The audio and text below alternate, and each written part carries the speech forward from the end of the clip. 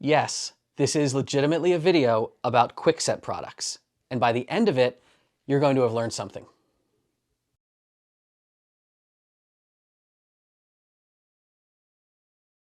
Hey everyone, how's it going? I know, right? Kwikset? Really? Like, did we take a trip back to 1986 or something? What on earth could be interesting to talk about with Kwikset? Well, there have been questions. Some people have been asking me, they said, why is there a KW5 LISHI? I've never even heard of KW5, and why would anyone sell it? And why does it have 6 pin positions? None of this makes sense. Why do I not just want to have a KW1 tool or key or blank or anything of the sort? Okay, so this is going to be kind of a crazy Kwikset rabbit hole. But I think you're going to learn a few fun things, starting with the fact that there are way more Kwikset keys than you might have known. Everyone knows of KW1, right? Like, obviously there's the picks that are named that, there are the blanks that you've seen a billion times. We talk about how KW1s really, despite having 5 pin positions, only really have 6 bidding depths. I mean, maybe 7 if you're talking about a mastered system, which who the hell is mastering Kwikset? And again, that's like land before time. But the KW1's not the only key they've ever made, and it's not the only style of lock they've ever made. There was, in fact, a 6 pin position Kwikset. It was predominantly used in deadbolts. You're not really going to see it anymore. And to give you kind of an era in vintage history of when this was, the KW5, that was the 6 pin version, had this big oval bow on it. It's a really kind of strange, almost Art Deco looking design. It's, again, not modern looking at all. There is, in fact, also a 5 pin version that they made at that same time in history. You know what they called it? KW6. Yeah, the KW5 is 6 pin, the KW6 is 5 pin. This is among other reasons why we drink. But all of those, the 5 pin, the 6 pin, the weird big vintage bow, that's not nearly something you'll ever see today compared with an edge case, but they're still out there. That is the key that looks like this. This big, crazy, you know, it's like a multi-lock strongman kind of bow on this key, right? No, this is the Kwikset Titan. It is a 6 pin position key. However, it is not the KW5. You can't use a KW5 in this. It's not because the big oval bow is so big that it won't fit inside the sort of tulip of the knob. No, the system that is the Titan, the KW10, if you're curious, is that blank, is really kind of interesting. And we're going to dive into that here. There is also a KW11. It's just a Kwikset Titan key. We use that as our top disassembly key because it will fit down the keyway of almost any Kwikset product, including the Titan, but it doesn't have that big, giant, ornate bow on it. It has the standard, Kwikset pentagon bow. Yeah, so Kwikset's a more interesting ecosystem than you might realize. And Night Owl kind of captured this when he said, if you look at the HPC cards for making Kwiksets, in particular, the Kwikset Titan and the 5 pin and the 6 pin, anytime you see a card with that many little bubbles on it, little call outs about be right about this, be specific about that, you know something is kind of bizarre. Look at this photo here that a teammate of mine sent me when we were making some bump keys for Red Team Tools, right? This is comparing a KW1 and a KW11, which is, again, the Titan style key on the 11. I always thought, Kwikset Titan, it's got 6 pins. It must be that longer 6 pin, it's kind of like a KW5, but without the big vintage oval bow. No, it's not. Look closely. The KW1 and the KW11 are functionally the same keyblade. One of them just has a longer undercut on that bottom shoulder, right? You can't reach any deeper into a lock, ostensibly, with the KW11. So what the heck's going on here? Well, here's what I did. I started pulling up the Kwikset bidding information in Instacode, looking at the KW1, the 5, the 10, 11, all that. And I think I can see what's happening here, but I wanted to prove it to myself. And you can watch what I did. I took samples of all these different blank keys, and I blackened the blades with a Sharpie. Then I ran them through one of our machines, and I originated some effectively little pre-scored keys, kind of like our impressioning prep keys, right? I went 1, 1, 1, 1, 1, 1, 1, all down the blade. Look at what you see. The KW1, this is fascinating, right? The KW1 is the standard key that we all know. It has 5 bidding positions. Those 5 positions on the key are shared across the entire line of Kwikset products. The KW5, which is the 6 pin, not the KW6, which is the 5 pin. The KW5 is that longer key, right? It's a longer lock, it's a deeper lock, it's 6 pins. And they did what you would probably expect. They said, all right, we've got these 5 positions, let's add one more bitting position at the end. The Titan doesn't do that though. The Kwikset Titan says, yes, we want to add an extra bitting position, let's make it 6 pin chambers, but they add it on the inside. It's like this little hidden pin position closer to the bow, closer to the shoulder. It's actually so close to the shoulder that it's hard to cut. I'm not certain if the history there is that they were trying to make these weird to duplicate or something. I mean, most key duplicators, the stencil and the cutting wheel is kind of only one side at angle, so you can still duplicate them fine. It's a little wonky to originate them. You have to change out your blade or you have to change out your punch and anvil. But look at that. There are, in Kwikset land, in reality, 7 bitting positions, depending on how you slice it. I think that's freaking wild. You would never think of this many positions possibly existing in the Kwikset ecosystem. Maybe on that super long, quote, cylinder removal key, right? So this is the full Kwikset chart of all blanks that they make. And a lot of good wisdom from our friend RubberBanned on this one. He says in ILCO, in their number and lettering system, an A is a, a prepended symbol for an extended blank. Typically, a 6-pin version of a 5-pin or something like that. S, by the way, if you're curious, S usually means sterile or sanitized, right? So something that is less stylized than the usual bow. And that's what you see in this whole series. What is CR? So the cylinder removal style keys, and the Titan makes use of this. It's a funky system. Maybe we'll talk about it later, or maybe we'll talk about it in an extended cut. By the way, a lot of what we're about to experiment with here and with some other picks and tools, I'm not going to show you the whole jammy jam, right? I respect your time. I'm going to trim this video down, but if you want to see the long cuts of various picking or opening, I'm going to put that as an unlinked video, an unlisted video linked below.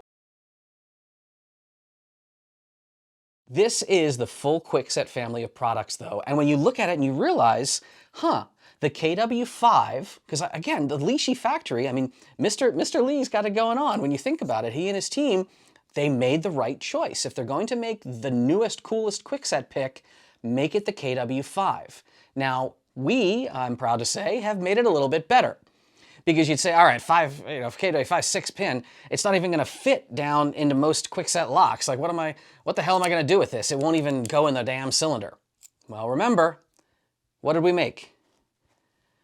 We've got that little LISHI standoff spacer.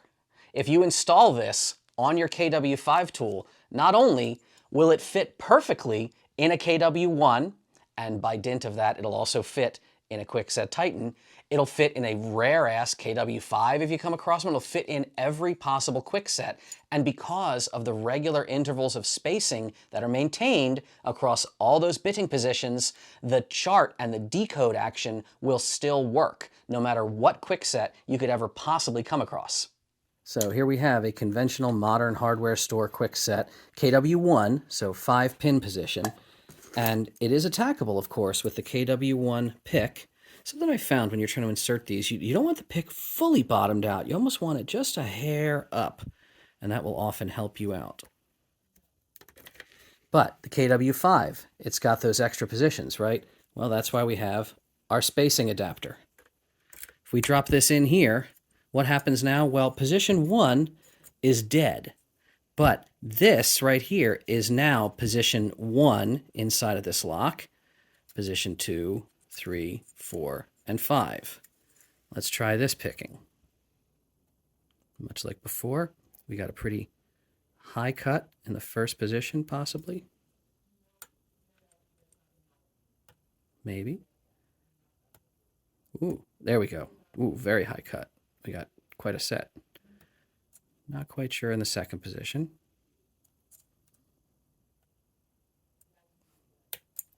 Good click out of that, which is actually position 4, not 5.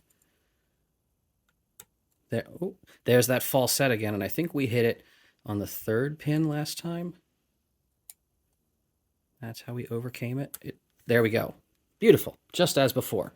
And if you were to do a decode on this, you would just have to be smart enough to say to yourself, oh, well, this is the first position, which is cut to a 1. This is the second position, which is a 5. There we go. This is about a 3. This position is another 3. and we have what looks like a 4 in the last cut. But what if you have an actual Kwikset lock with 6 chambers? This is not a Titan. This is a true KW5 or 6-pin. It would have been used in a deadbolt back in the day, and this has been beautifully milled away and drilled and tapped. I'm going to try to mount this in a way that we can actually see each position being manipulated individually. So on this one, quite clearly, this one is in fact the first position. Let's try to pick it. Nothing on 1. 2 is binding, feels kind of set. Nothing on 3. Nothing on 4. Nothing on 5. 6, nothing. Maybe 1 wasn't... Oh, 1 might not have been fully set. Still feels kind of binding. 2. 2 might already be set. 3 is now binding. 3 feels good. I'm actually just looking at this. I'm trying not to look over there. 4 doesn't feel like much. I wonder, like we had in the first position. No, this is definitely set in that position.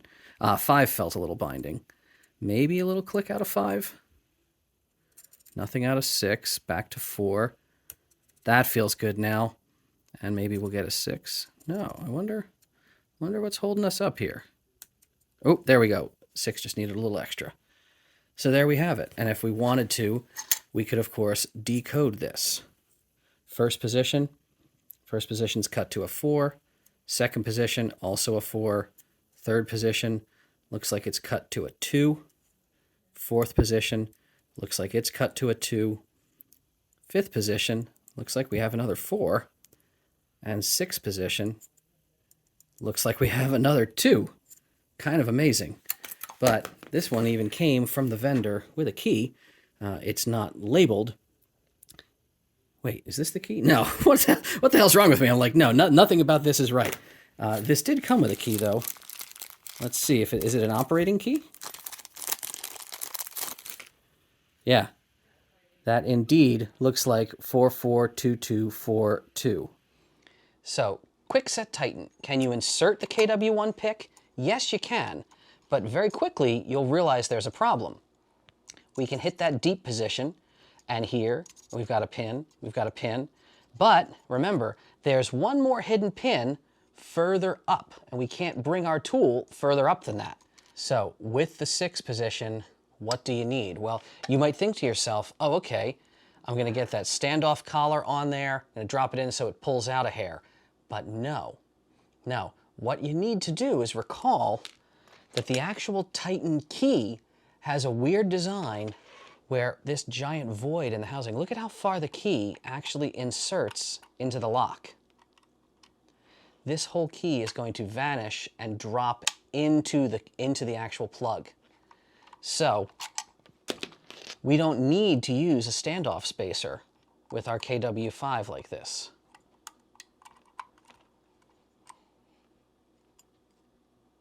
Straight in. Now, on our positions, we have that deepest cut. There we are. We have this position, and then that hidden position, it is there. It's a very tiny touch, but it is there. The KW5 pick should work with the Titan. Let's see. I don't know if this has any anti-pick pins or not. We are binding on something. Boy, oh, very, almost a 2 or a 1, very high cut. Now we're binding on 2, it feels like. And another very high cut. 3 felt a little deeper. I might have hit something there that was kind of a weird, spongy feeling. Maybe I slid past it, I don't know. Let's leave 3 alone for a second. Let's try 4. Also pretty loose. Now 4 is not binding at all just yet. 5 doesn't feel binding. And 6, no, let's come back. 1 feels set. 2 also feels set. I might have slid past on 3. I might check that again in a minute. Nope, oh, there we go. We do have what feels like a set on 3. 4, there, oh, there's a click out of 4. 5? 5 might even be set. It's hard to tell. 6. 6 feels, oh, maybe. No, 6 might have been overset just now. Yeah, I think we just overset 6. Could be wrong. Maybe, oh, 6 might have just unset. Yeah, it did. That's good. Let's see here. 1 is good set bounce. 2 is good set bounce. 3 is very good set bounce. 4, I'm not sure. 4, yeah, we've overset 4.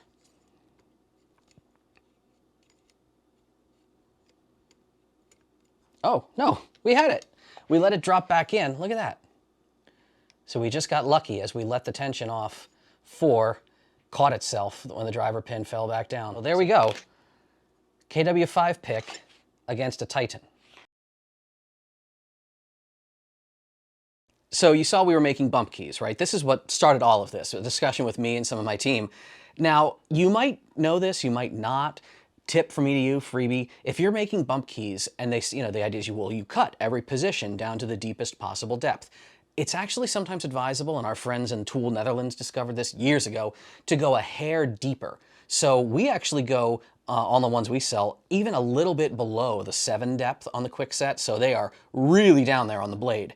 But the question remains, well, what positions do we want to put them in? Do we want to try to make it just a 5-pin key for your average Kwikset? Do we want to try to make it a 6-pin and let it go a little deeper? And if so, which 6 pins? Do you want to try to make a Titan bump? Or do you want to make like a KW5 bump, which, where in the hell are you going to run into any of those? Should it matter? Well, here's what we wound up doing. This is a real bump key, right? This is a Kwikset key. We use the KW11 long blank, and we cut down in every single of those 7 positions. We even cut an extra position way out at the tip, so you don't have one of those big giant spears hanging off the end of it. This is what I'm calling the Kwikset super bump. Yes, it works. It's a little weird when using it in certain locks. You actually need to use 1, if not 2, of those rubber ring kind of, bump rings that you'll sometimes see. I mean, we've mentioned these in our trainings at Red Team Alliance for years, and even back in core group days. I freaking hate mentioning the website, right? I'm not even gonna drop a link to it or say it by name. You know where the hell I sell crap, right? But yeah, if you wanna get one of the super bump keys, try it out in every weirdo Kwikset if you have ones in your collection. If you just have regular Kwiksets that you run across, I mean, anybody's out there selling Kwikset bump keys. Us down the street, a guy on the corner, I mean, everyone's selling one of those. Doesn't matter. But if you want something strange, we are playing with that. I'm gonna play with it now. So we had our standard sort of bump key, just 5 positions. And we have our crazy Kwikset super bump. Let's see which one is more effective on various locks. Here's a standard Kwikset lock.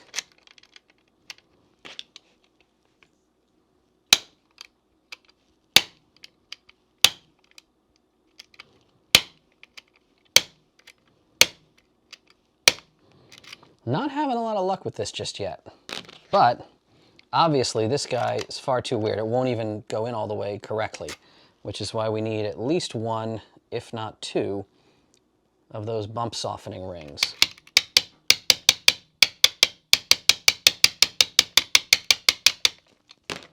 There we go.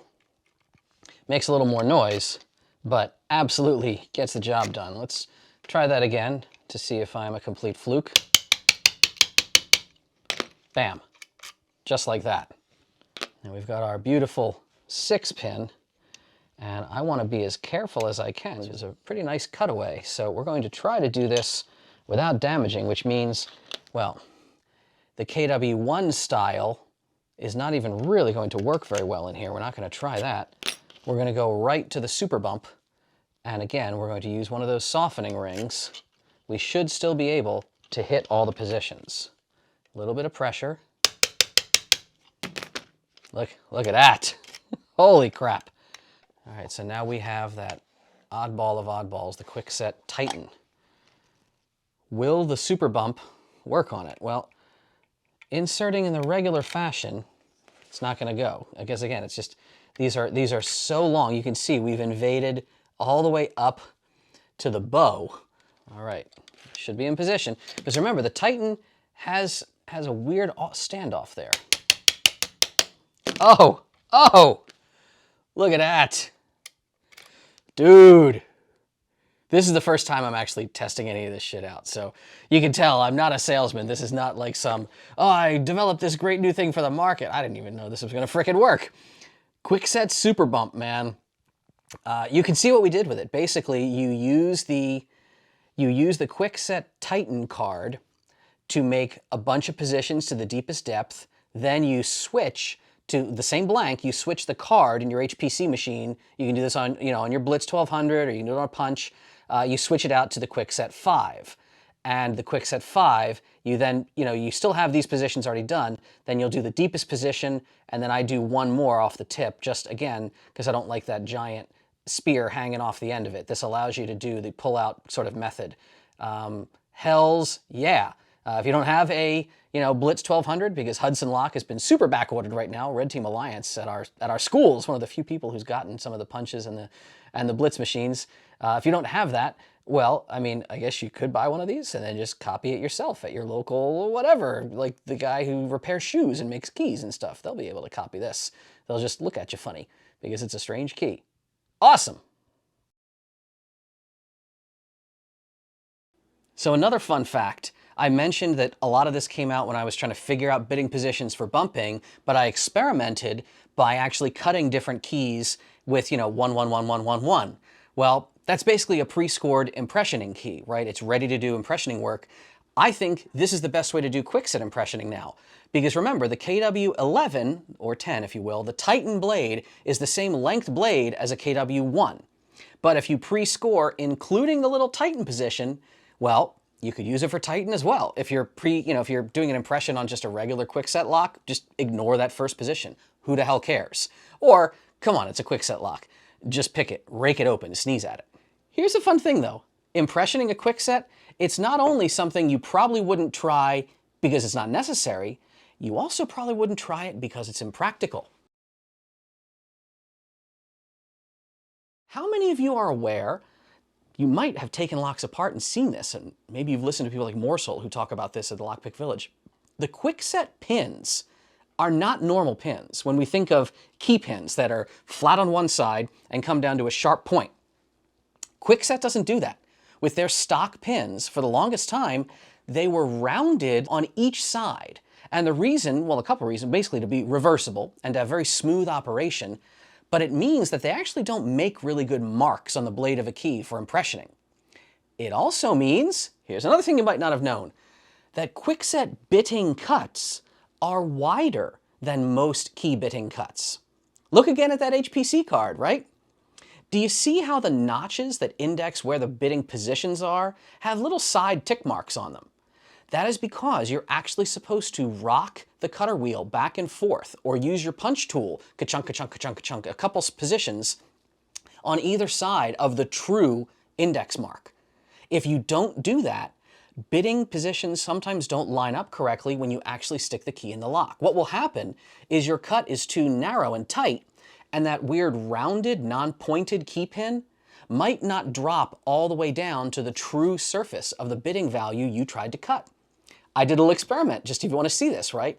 These are two keys that are actually the exact same bitting. One, as you can see, has been made using the official Kwikset technique of plunge and rock side to side. The other has been made by someone who, let's say, if you didn't know what you were doing, you went, oh, here's the card, here's the depth, zoom, here's the next position, zoom. One key will work, the other will not. And it's exclusively because of that weird relationship that the Kwikset official factory pins have with the blade of the key as you stick it in the lock. Kind of neat, right? I told you we're going to learn stuff. But now you might be saying to yourself, all right, Dave, all this is fun history lesson stuff, but nowadays, if you go to the store, almost everything on the shelf is going to be Kwikset SMARTKEY, the user rekeyable, the famously non-bumpable lock. And, does any of this matter? I mean, we've seen other people on the internet talk about decoding SMARTKEYs, picking them. Very, very challenging. Only a handful of people have put up videos really reliably, quickly picking them. You're really fighting all those false teeth, those false gates on the sidebar mechanism that interacts with a wafer. Yes, Kwikset has really hung their hat hard on the SMARTKEY line. It's their default go-to in all of their new products, right? Are there tools to attack the smart key? Yes, there are. You've seen them, right? So if you're not familiar with the history of attacking the smart key, the very original attack that was popularized and talked about at HackerCons was by a friend of mine named Shane. Shane made a mechanical decoder tool. It was what he called a little pennant flag on a bored out key, and he could reach in the lock, brush across those control cuts, the cuts where the actual wafers, not the sidebar cuts, but the wafers would interact with the nub on the side of the key pins in the changing mechanism. Shane found a way to decode those. Awesome job. Has Kwikset had any response to my findings? No. I didn't notify Kwikset about my findings.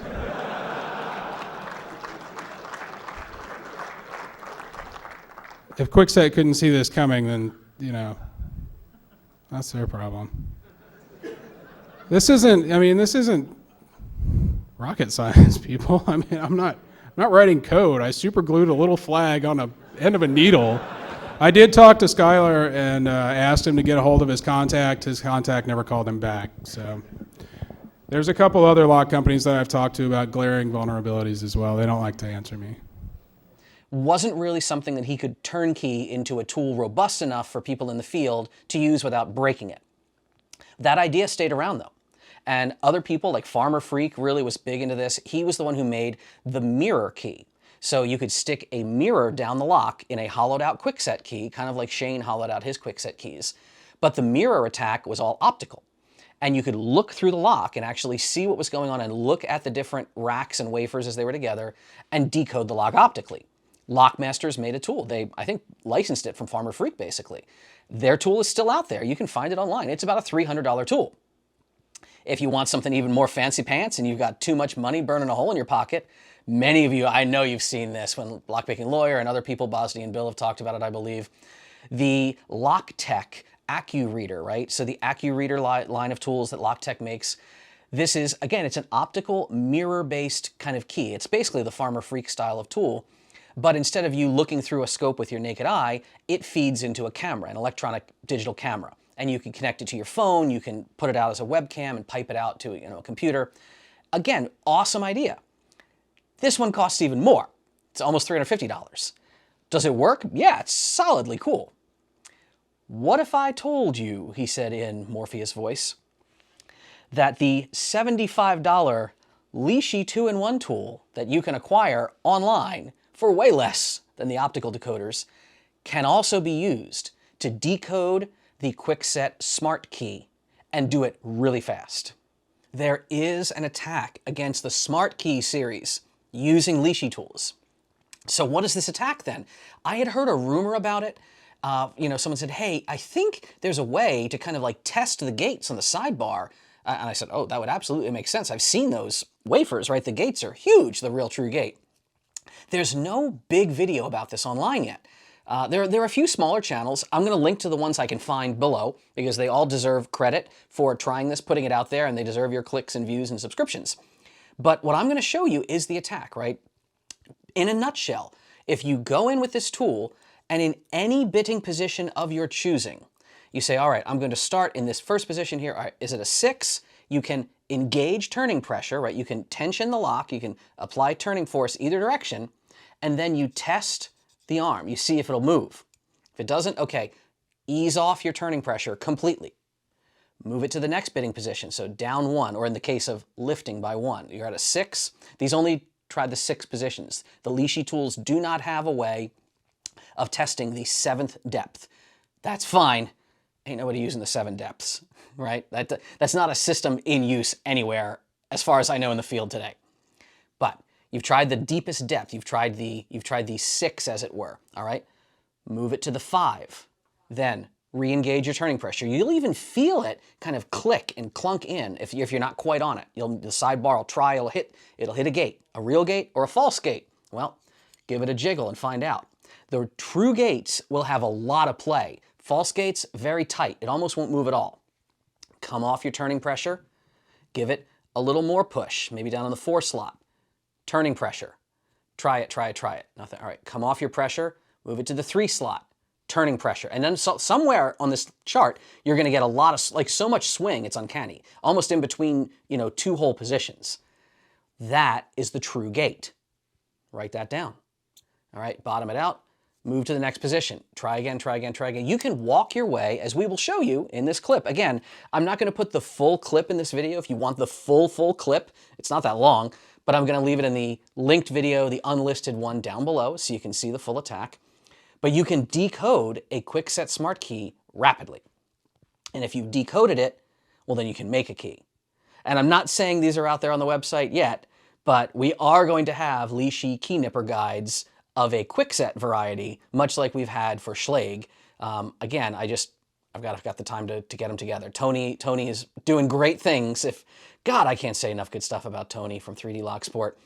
He has been a force of nature and a dream to work with. So yeah, the idea of, can you pick a Kwikset smart key? No. I mean, you could, like with manual picks. I wouldn't recommend it with a LISHI tool. But that's going to be a hard task. Can you decode a Kwikset smart key using a LISHI tool, however? Yes.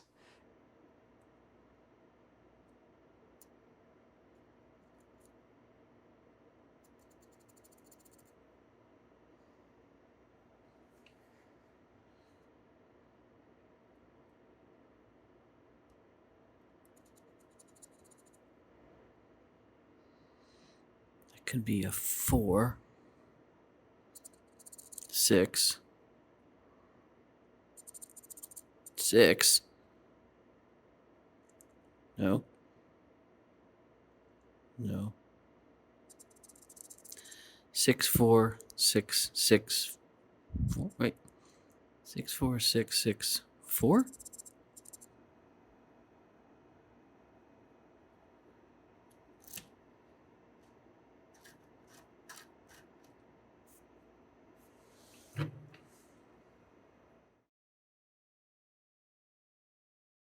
So yeah, again, I don't like mentioning red team tools. I'm not gonna hawk it. I don't like that everything about the hacker world changed when money came in, and Black Hat changed DEF CON, and you've heard these freaking comments before. You know where to buy stuff. If you like stuff, you can buy it from me, from someone else. Who the hell cares? I don't care about you buying things as much as I care about you experimenting with things. So much so that if someone wants to experiment with this tool, right, the KW5, I'm gonna give one away. You know this by now. This is a URL I will mention, which is the mailing list, right? The mailing list, not really a mailing list. I don't use it for any purpose other than emergency announcements. If I get, I don't know, locked up in a prison overseas by Russia or something, I'll be like, help me raise bail. But I do use the mailing list as my giveaway list. So if you're signed up, you only have to sign up once and done. I will choose a person at random, and this video's winner will get the KW5 2-in-1 tool. And the only thing I ask is that you get in touch with me when you get it. Tell me if it works, tell me what you've tried it in. All of our Kwiksets, even the ones we give away, all of our LISHI tools do come with one of those little spacer adapters that we've made. So you can try it in any Kwikset you come across, and I want to hear about it. All right? I hope you learned something here today. I hope maybe there was some bit of odd, obscure Kwikset history you didn't know. And if you're wondering what that long key is, that CR key, that's going to be in the extended video down below. I don't care if you watch it, just if the few curious folk among you. Yeah, I like teaching. I like when you listen. I like when you tell me down below if you think any of this is worthwhile or something that I missed, something that I got wrong. Please, that's what the comments are for. Yelling at people, telling them they suck. Tell me how much I suck about everything I told you today. All right, in the meantime, have fun with this and stay safe out there.